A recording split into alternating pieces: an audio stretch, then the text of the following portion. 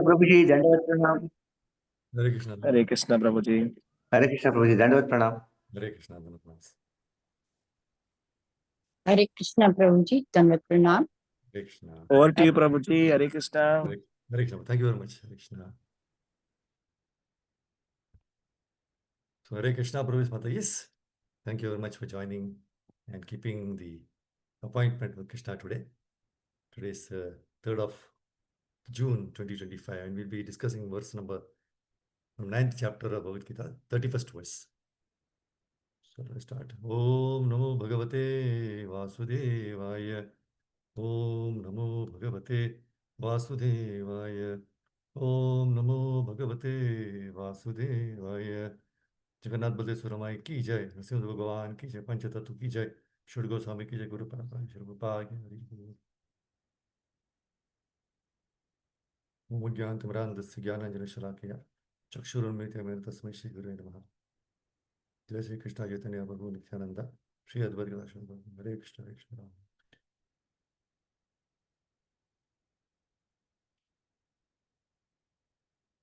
So today's verse is 31st verse from 9th chapter of Bhagavad Gita. Kshipram bhavati dharmatma shashvachantim nigacchati kaunteya pratijanihi name bhakta pranashyati. Kshipram bhavati dharmatma shashvachantim nigacchati kaunteya pratijanihi name bhakta pranashyati. Translation by Divine Shri Prabhupada ki jai. He quickly becomes righteous and attains lasting peace. O son of Kunti, declare it boldly that my devotee never perishes. So a very important verse and a very wonderful chapter, right? So we can understand. See, in 8th chapter, Krishna has explained that unalloyed bhakti, right? Unalloyed, that is unalloyed devotee, he can surpass the path of light and darkness. So now Krishna in the 9th chapter, he will explain how to become such a devotee. Because you can see in the future, if you have already completed the 8th chapter, right, where it concludes that bhakti is the best form of yoga. So chapter 9, it supplies that specific knowledge required for performing that most confidential yoga. Okay. See in Bhagavad Gita, 17th chapter, verse number 28, Krishna says, Ashraddhaya hutam dattam tapastaptam kritam chayat asadityochate partha nacha tat pretya noiho. Anything done as sacrifice, charity or penance without faith in the Supreme, O son of Pritha, is impermanent. It is called asat and is useless both in this life and the next. And in Bhagavad Gita 4.40, 4th chapter, 40th verse, Krishna insists the effects of lack of faith. Agnyas chasraddhadhanascha samshayatma vinashyati nayam lokosti na paro na sukham samsayatmanah. But ignorant and faithless persons who doubt the revealed scriptures do not attain God consciousness. They fall down. For the doubting soul, there is happiness neither in this world nor in the next. See, we may do so many austerities, sacrifices, charities, so many services. But if that is done without faith in Krishna, then it is all useless. Krishna also says that it is impermanent, meaning that we will not be able to continue with that service also. So when we have faith in Krishna, then we can even move mountains. But when we start doubting Krishna, we will not be able to even lift our hand. See, this reminds me of a wonderful transcendental seva, no? Of the flag hoisting done on the temple dome in Jagannath Puri Dham. See, this have a seva, no? It happens daily in the evening. So right from the age of 8 years old, The devotees are trained for this seva. So devotees engaged in this seva are called Garuda Sevaks, because as they climb the dome, praying for the mercy of Garuda. See, the flag is hoisted on top of the Sudarshan Chakra, situated on the top of the temple dome, which itself is about 214 feet high. So this is actually a manual process. No? There is no ladder, lift, elevator or nothing. The sevak, no, he wraps the huge flags around him and simply climbs up the dome, and by the grace of Jagannath, they hoist the flag and come down. Whether it is rainy day or a sunny day or a stormy day, no interruption in this seva. So once what happened, in a 15-year-old devotee was doing this seva on a rainy day. The people watching him too, they thought, oh, it is very slippery. Surely this boy is going to be in trouble. But he effortlessly climbed up, hoisted the flag and came down. So when the people asked him how he did it, he replied, I am not hoisting the flag. It is Jagannath who is doing it. So this simple and sublime faith in is what is empowering these devotees to do the service continuously. See, every time when I see this seva, I can remember Srila Prabhupada's wonderful purport to verse number 331:18, where it says, by the transcendental energy of the Lord, everything is possible. By the transcendental energy of the Lord, everything is possible. 331:18. See, some time ago, it seems the devotee who was climbing up the dome, no, he slipped. Seeing him fall, everybody who were looking, standing around, they shouted in, Jai Jagannath, Jai Jagannath. Immediately from nowhere, a monkey appeared on the dome, caught hold of him by his hand and placed him on the dome and then walked away. See, how can the Lord forsake his devotees, dear devotees? That's why in Bhagavad-gītā 9.31, the verse which we are discussing, the Lord assures, Kaunte pratijanahi nahi name bhakta pranashyati. My devotee never perishes. So we should pray at the Lord of lotus feet of Guru, Prabhupada and Krishna, right? To kill the demons of doubt in our hearts and fill it with a simple, sublime faith in Krishna. See, when we strive to love Krishna, we often falter and fall. Why? Because of our attachments and weaknesses. Krishna accommodates us despite our lapses. Right? As is very nicely given in the verse number 9.30 and 31, how he accommodates. First, 9.30, the previous verse, Krishna is urging us to recognize a devotee as a saintly, who is, although guilty of very abominable misconduct and all, is still determined to serve him. And thereby in the next 31st verse, he assures that such a devotee will soon get reformed, and then proclaims that due to his unfailing love, he will forever protect such a devotee. See, the first 9.30 verse, it gives a glimpse of the unconditional nature of Krishna's love. There is nothing we can ever do, right? No matter how vicious, that can stop Krishna from loving us. Can we do that? No. So at the same time, though love can be unilateral, right? A loving relationship cannot be unilateral. It must always be bilateral. We think of bilateral and everything is in the business terms, right? But here also, loving relationship.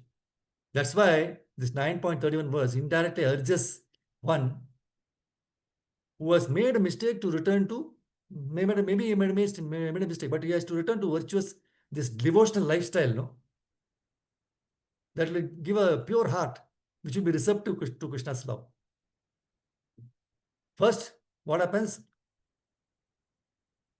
Unequivocally reassuring us that such a change of heart, is definitely possible.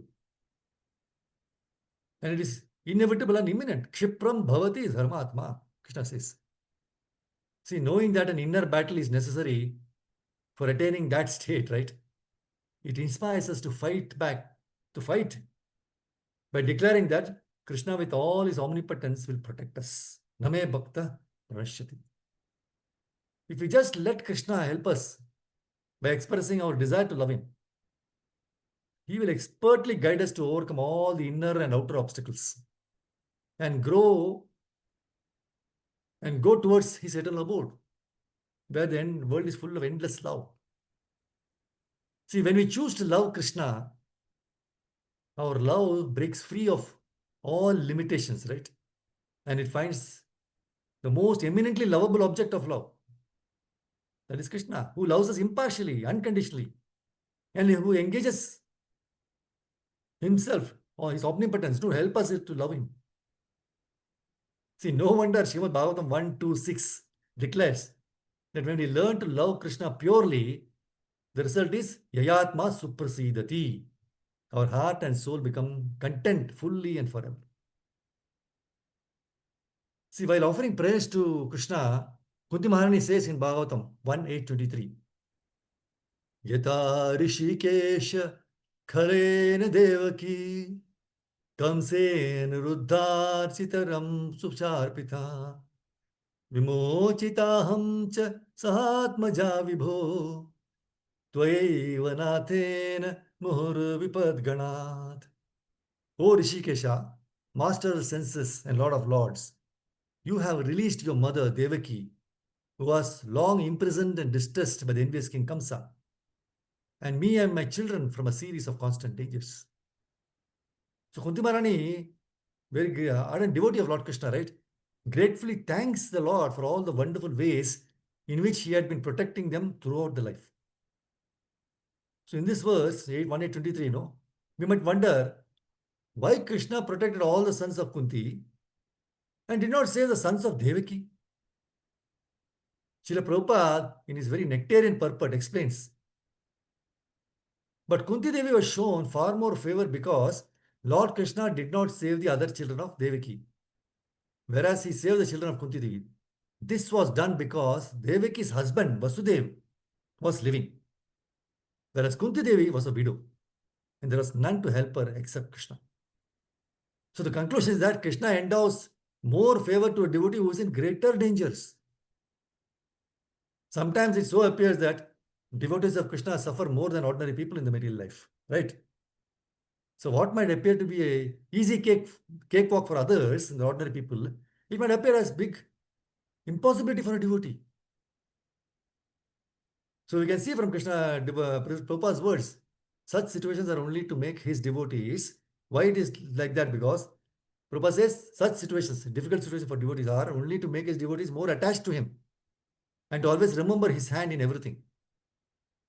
So the merciful Lord Krishna is proclaimed in Bhagavad Gita, Na kaunteya pratijanihi name bhakta pranashyati. O son of Kunti, declare it boldly that my devotee never perishes. So one need not fear that if we take to the path of devotional service, we would be materially impoverished. Krishna will take everything away from our material these things, right? But the supreme well-wisher of all living entities, Krishna, he ensures to provide the right benedictions at the right time, and eagerly takes us back to his abode. It is where is eternal joy and bliss, where there is not a tinge of anxiety. But first of all, we should realize that we are in dangerous situation. We are suffering. That we don't, right? See, we can understand our precarious situation through a wonderful prayer by Bilva Bangala Thakura. Samsara kupe patitotya gadhe mohanda purne vishayabhitapte karavalambam mama dehi Vishnu Govinda Damodara Madhaveti. See, what a wonderful prayer. He's saying, due to my unlimited sins, I have fallen into a dark well of material world, blinded by illusion and burning out of material hankeries. This is what we are having, right? So now he's saying, I raise my hands unto you. That's why he's saying, Hare Krishna, Krishna Krishna. And he's raising his hand and saying, please save me, my dear Lord Vishnu, who is also known as Govinda, Damodara and Madhava. See, if we have this attitude and call out for Krishna, then Krishna will protect us, just like how he protected the Pandavas. So Prabhupada in the purport of 1:8-23 very nicely says, sometimes he puts his pure devotees in such dangers because in that condition of helplessness, the devotee becomes more attached to Krishna, more attached to the Lord. So the more the attachment is there for the Lord, the more success is there for the devotee. So we seek Lord's protection when we are in trouble. And as soon as we are relieved of the danger, we forget the mercy of Krishna. So starting from our birth till date, there have been so many occasions when Krishna has mercifully protected us and saved our lives, right, under different situations. So we should always remember his mercy, always try, right? And try to serve Krishna and his devotees to the best of our ability. That's very important. See, Krishna is actually possessive, right? Possessiveness is a quality which is associated with love and attachment to a person or a materialistic thing. Right? Materialistic, we have like iPhone, very possessive, or a particular person. See, all of us in this world are possessive of something. It could be power, it could be money, it could be relationships. So in the Shastras, it is said that every quality in this materialistic world is only a perverted reflection of the spiritual world. So even in the spiritual kingdom, this quality of possessiveness must be existing. Correct? So the possessor of all good qualities is the Supreme Lord Krishna. So let us attempt to relish the quality of Krishna's possessiveness of his devotees. So if you see in the sequence of shlokas, the first chapter, 12 to 15, 12, 13, 14, 15. Right? In fact, they're all blowing the conch before the war, right? So it says, Tasya Sanjayan Harsham Kuru Vidya Pitamaha Simma Nadam Vinadyochai Shankam Dadmo Pratapavan, like that. So then Bhishma, that is 12, 13, 14, 15, these 4 verses, Bhishma, the great valiant grandsire of the Kuru dynasty, the grandfather of fighters, he blew his conch shell very loudly, making a sound like the roar of a lion, giving Duryodhana joy. But subsequently in the last, Lord Krishna blew his conch shell, called Panchajanya. Arjuna blew the Devadatta. Bhima, the voracious eater and the performer of Herculean tasks, blew his terrific conch shell called Poundra. So these are the 12 to 15 sloka from the first chapter of Bhagavad-gītā. In fact, from the previous verses of Duryodhana 1.3 to 11, we understand that Drishtadyumna is the commander-in-chief of the Pandavas. And the great Mahajan Bhishmadeva is the Senapati for the Kaurava party. Now, Duryodhana is very highly political, and he tries to evaluate and inform Guru Dronacharya about the great warriors in the battlefield, both from the side of Pandavas and Kauravas. So hearing all this very patiently, Bhishmadeva, the Senapati of Kauravas, he blows the conch shell in one way to pacify Duryodhana. And Bhishmadeva, being a pure devotee, he must have tried to stop Duryodhana blowing his own trumpet. Trumpet, right? He's always thinking about his. So after this, the Kaurava army conch shells, drums were all sounded, creating a very tumultuous sound, that's ready for the war. See, logically speaking, in the Pandava side, Drishtadyumna being the Senapati, he should have blown the conch shell, right? As Bhishmadeva did it from there, as per the hierarchy. But he did not blow the conch. And next in line, Yudhishthira Maharaj, being the eldest brother, could have blown the conch in reciprocation to Bhishmadeva's conch shell. Even that did not happen. We can argue that Yudhishthira Maharaj always was very saintly and polite in nature, and hence he did not blow the conch. So how was that? The most aggressive Bhima, who was waiting to destroy Duryodhana, also was silent. Bhima also did not blow the conch shell, as well as Bhishmadeva blew the conch. It is so surprising that Bhima did not react immediately. So it was our Bhaktavatsala, Pandava Priya, the most possessive Lord Krishna, who blew the conch shell first from the Pandava side. He blew the transcendental conch shell to declare, saying that he was ready for the fight to protect his devotees. Name bhakta pranashyati. My devotees will never perish. So Krishna has agreed to play the role of only a chariot driver in the war. And he will neither fight nor support either party. Then why did Krishna, who does every role so perfectly, blow the conch which is against the protocol? Of course, the Supreme Lord is beyond all protocols, right? So Bhishmadeva's chariot driver did not blow the conch. And why did Krishna, the chariot driver of Pandavas, he blew the conch. This is because Krishna is very possessive of his devotees. Krishna will not tolerate if his pure devotees are in trouble and will do anything to protect them. That's why Krishna tells in Bhagavatam 9:463, Shri Bhagavan Uvacha, Aham Bhakta Paradhino, Yaswantaraiva Dhija, Sadhur Grasta Hridayo, Bhakter Bhakta Jana Priyaha. Beautiful verse. The Supreme Person of God is said to the Brahmanas, oh, I am completely under the control of my devotees. Indeed, I am not at all independent. Marathi in the Bhagavatam is initially Supreme Swarat. But here he is saying, I am not at all independent. Because my devotees are completely devoid of material desires. Because my devotees are completely devoid of material desires, I sit only within the cores of their hearts. What to speak of my devotee? Even those who are devotees of my devotee are very dear to me. Tasanutas. So the Bhakta Janapriya, in word to word meaning, Srila Prabhupada translated as, I am dependent not only on my devotee, but also on my devotee's devotee. So the devotee's devotee is extremely dear to me. That's what Krishna is telling. So this is one of the most soothing phrases in the entire literature of Bhagavatam.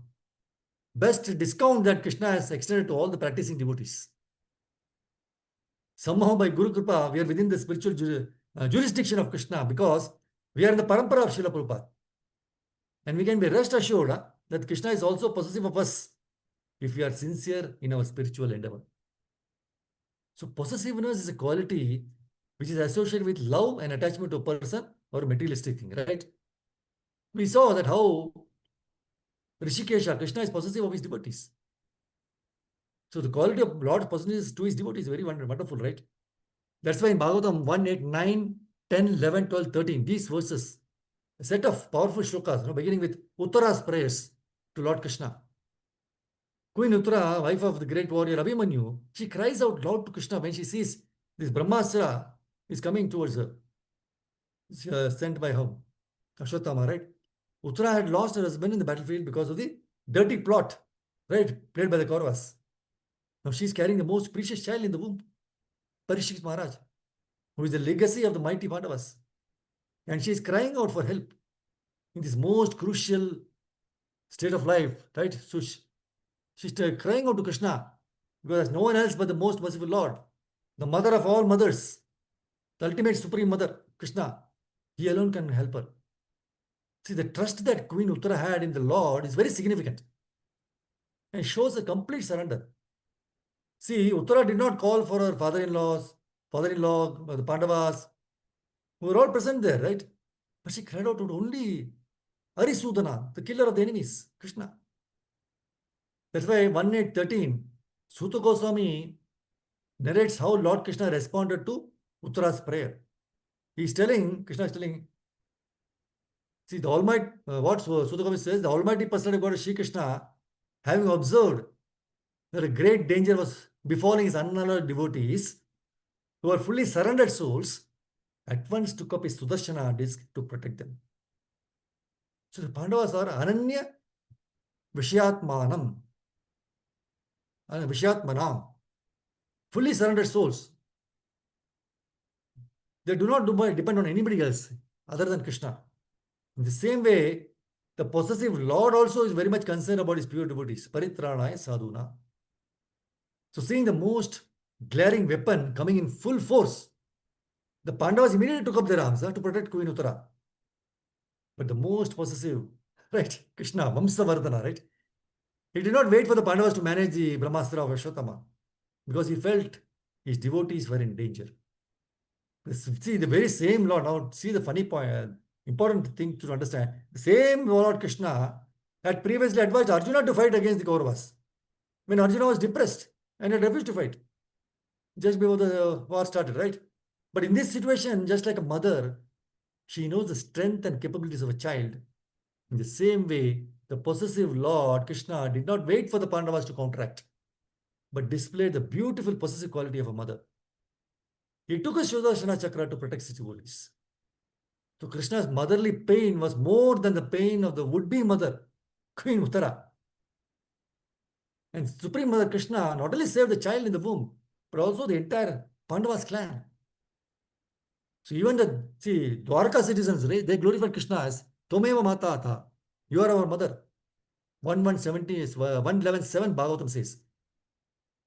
So Lord himself says that he is the Mata. And in this pastime, Lord Krishna fully exhibited his motherly possessive qualities and immediately protected his devotees. So for the love of his devotees, Krishna broke the promise again. He promised that he will not carry any weapon. Krishna will bend all the rules because of his love and possessiveness to his devotees. That's why in the purport of 1.8.13, Krishna Prabhupada mentions, although the battle of Kurukshetra was almost finished, still, according to his vow, he should not have taken up his own weapon, right? But the emergency was more important than the vow. So Krishna is better known as Bhakta-vatsala, or the lover of his devotee. And so he preferred to continue as Bhakta-vatsala than to be a worldly moralist who never breaks his solemn vow. So Name Bhakta Pranashati is a beautiful. So the Prabhupada in this purport of this 9.31, he says, the translation is, he quickly becomes righteous and attains lasting peace, O son of Kunti, declare it boldly that my devotee never perishes. The purport Prabhupada says, so this should not be misunderstood. So in the 7th chapter, Lord says that one who is engaged in mischievous activities cannot become a devotee of the Lord. One who is not a devotee of the Lord has no good qualifications whatsoever. So the question remains, how can a person engage in abominable activities, either by accident or by intention? How can he be a pure devotee? So this question may be raised, right? So the miscreants, as it is given in the 7th chapter, miscreants who never come to the devotional service of the Lord, they have no good qualifications. As is also stated in Bhagavatam, right? So generally a devotee who is engaged in the 9 kinds of devotional service is engaged in the process of cleansing all the material contamination from the heart. He puts the Supreme Personality of Godhead within his heart. And all sinful contaminations are naturally washed away. So Prabhupada says in the purport, continuous thinking of the Lord, Supreme Lord makes him pure by nature. According to the Vedas, there is a certain regulation that if one falls down from his exalted position, he has to undergo certain ritualistic processes to purify himself. But here, there is no such condition, because the purifying process is already there in the heart of the devotee. How? Devotees remember the Supreme Personality of God constantly. Therefore, the chanting of Hare Krishna, Krishna Krishna, Hare Hare, Hare Ram, Ram Ram, Hare Hare should be continued without stoppage. Prabhupada says this will protect a devotee from all accidental fall downs. He will thus remain perpetually free from all material contaminations. Jai Granthara Srimad Bhagavad-gītā ki Jai, Sri Prabhupada ki Jai. Very good. Thank you very much, Hare Krishna. Vancha kalpataru kripa sindhu bhayavacha patitanam pavanam. Thank you very much, Prabhupada, for this opportunity to glorify the Lord. Hare Krishna, purify ourselves. Thank you, Hare- Sri Prabhu. Hare Krishna Prabhu, Dhanavad Pranam. Thank you so much. Hare Krishna. Thank Hare you, Krishna. Mataji. Dandavad Pranam. Hare Krishna. Hare Krishna devotees, Dhanavad Pranam. See you tomorrow. Hare